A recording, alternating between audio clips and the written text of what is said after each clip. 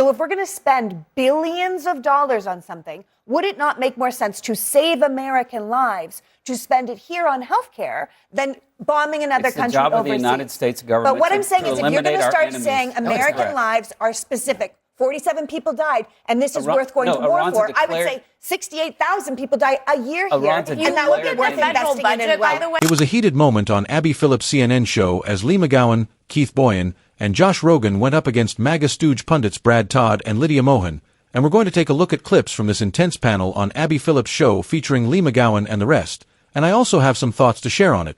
So let's get into it together. Tonight, what exactly is the timeline for when this war with Iran will be over? So far, we've heard weeks, not months. We've heard soon. We've even heard that it's already over. But now Trump has a new answer for that question. When it's over, and I don't think it's going to be long, when it's over, this is going to bounce right back so fast. When are you going to know when it's over? When I feel it. Okay. I feel it in my bones. He feels it in his bones. And COVID will be over by Easter. How are the rest of us supposed to know?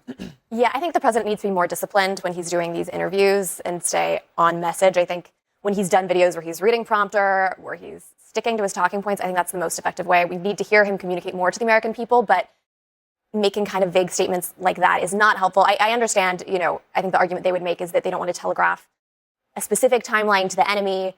But again, I think you can be a little bit more disciplined and on message than he was in that interview. I mean, I think he plays pretty fast and loose with other people's lives and money. And I think that's where we are here. I think, he's always said things off the cuff. Like I was saying earlier, he said COVID would be done by Easter. That was just off his top of his head. He said he would know when things were bad based on his own morality, which made many of us nervous.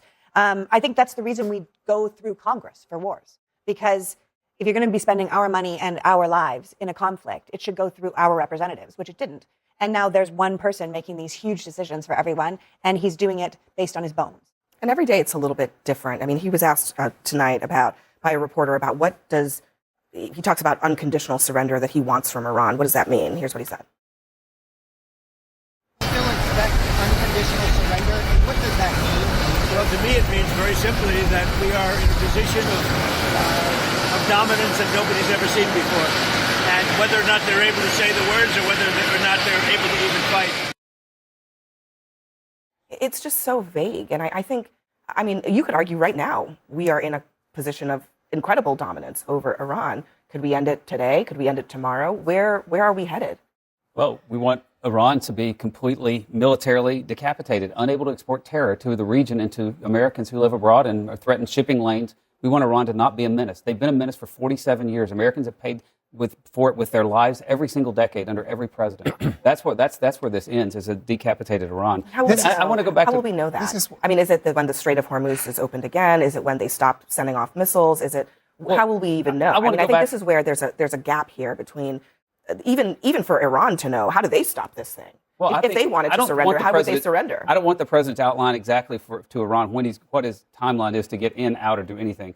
But I will say, I don't think he should be answering questions every single day and multiple times a day. I mean, Joe Biden was nearly dead, and that's why we didn't see him for weeks at a time answer questions. Here we go again. And so I think President Trump should be a little more restrained in how often he speaks to the press about these things, and then do so deliberately and not on the tarmac of an airport. But he's not. You all can talk about how you want him to be more disciplined and restrained, but he's never been that way. He never will be.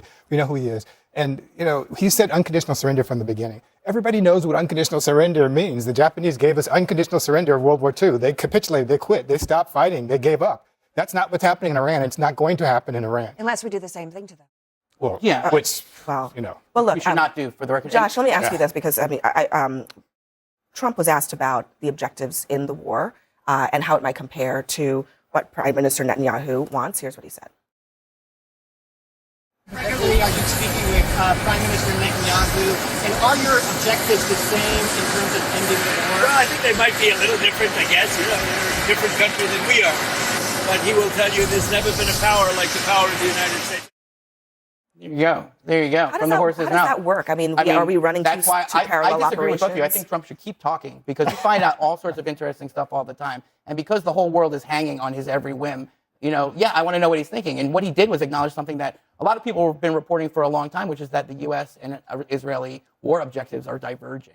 And the longer this goes on, the more it seems that Trump wants to wrap it up and Bibi wants to keep going, okay? and that the Israelis have certain objectives in terms of what they want to see in a future Iran. And Trump doesn't care about those things necessarily. He cares about more narrow objectives of military, maybe nuclear objectives, but not total regime.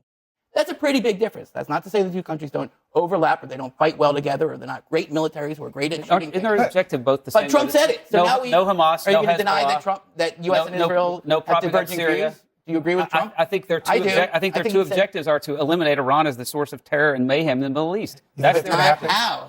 So it's like if Trump says stop, it's over, we won, and the Israelis are like, no, we're not safe. The Israelis are going to keep going, and then the Iranians are going to keep going, and then what's going to happen? Then Trump's going to keep. I want to go back to something Brad Todd said a moment ago because the MAGA crowd keeps repeating the 47 years line, and I keep thinking someone should make a compilation of every time that phrase has been used because at this point it must be thousands and thousands of times across television, YouTube, social media, and everywhere else, since it has clearly become one of their main talking points. But Todd also talked about the danger Americans supposedly face from Iran, and the logic there. Always sounds strange because if we place military bases close to another country then of course our soldiers might be at risk. Yet when it comes to ordinary American citizens living here, how many people actually feel personally threatened by Iran? Because I've never felt personally threatened by Iran in my life. While I do sometimes feel far more threatened by my own government since you can be pulled over by police and arrested or worse if you don't follow orders exactly how an officer expects, or if you don't pay taxes you can end up in prison. And we're about to get into Leigh McGowan's comments in a moment because what she says is great and you won't want to miss it. But honestly, I'm much more worried about the healthcare and insurance system in this country because getting sick can still financially ruin people even when they have insurance. So I don't think most Americans are really buying the fear narrative that MAGA pundits like Brad Todd and Lydia Mohin keep pushing about Iran, and I'm curious what you think.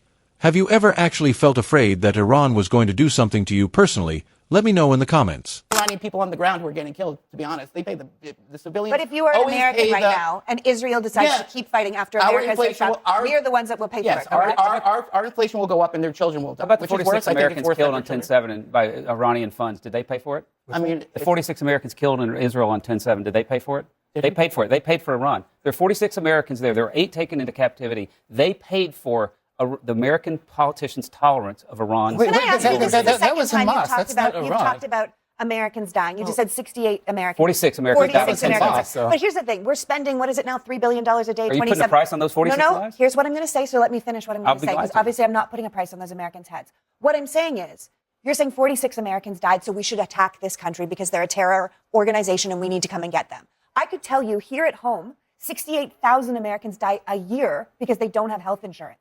So if we're going to spend billions of dollars on something, would it not make more sense to save American lives to spend it here on healthcare than bombing another country overseas? It's the job of the United States government. But what I'm saying is, if you're going to start enemies. saying American lives are specific, 47 people died, and this is worth going to war for, I would say 68,000 people die a year here. If you look at the federal budget, by the way, you're looking at the vast majority goes to entitlements, Medicare, the vast majority Medicaid. goes to the military budget. Okay, once you have a policy of eliminating all of our enemies, you're calling for war on North Korea, China, Russia. Okay. And that is I think just the difference crazy. with Iran is that it's the largest Let's back away funder from we have to of eliminate all of our enemies. global No, we have to terror. manage the threats with the resources that we have. We've spent 47 years attempting to manage Iran with rhetoric. There it is again, the 47 years line, and it makes you wonder what would happen if we actually tried doing things a different way, which is exactly what Leigh McGowan is talking about here. Because imagine if we said we are not going to repeat the same story over and over and instead decided to take care of our own people first. Yet pundits like Brad Todd and Lydia Mohin clearly do not care about what McGowan pointed out. That around 68,000 people die every year because they lack health insurance, because if they truly cared they would admit that in the richest country in the world we should be able to prevent something like that. But instead Todd claims the government's job is to eliminate enemies, when the real job of government should be protecting its people rather than constantly engaging in wars with whoever figures like Donald Trump, Benjamin Netanyahu, or others decide to label as the enemy. And the truth is those are not automatically my enemies or yours, because no. One asked the public whether we wanted another war, especially after Trump once promised he would not start new wars and presented himself as a peace candidate, a claim that clearly did not hold up, and personally I never believed it in the first place, because I do not think the role of our government is to start wars with countries that have not attacked us. Since if someone actually attacked our soil that would obviously be a different situation, but Iran has not done that, which is why many people do not see them as the enemy being portrayed on television, and that is why Leigh McGowan's point on Abby Phillips' show resonates so strongly, Because if over the past decades the trillions of dollars spent on wars and the thousands of American lives lost, along with the countless innocent civilians in other countries, had instead been directed toward improving life at home, the country could look very different today. Imagine if we took that money and invested it in alternative energy so we could tell the Middle East that it has been great doing business, but now they can handle their own conflicts because we are not going to fund or participate in those wars anymore, and instead we will focus on taking care of our own citizens, which is the kind of approach some other countries are already moving toward, with nations in Europe stepping back from involvement and even Canada saying it will not take part in this war. Yet here in the United States we rarely hear that conversation because, as Leigh McGowan pointed out, so much of our money continues to flow into wars. So let me know what you think about all of this. Do you agree with Leigh McGowan, Keith Boyan, and Josh Rogan, or do you side with the MAGA pundits who repeat the same talking points every night on Abby Phillips' show like Brad Todd and Lydia Moyahan? Share your thoughts in the comments. Make sure to like and subscribe, and I'll see you in the next video.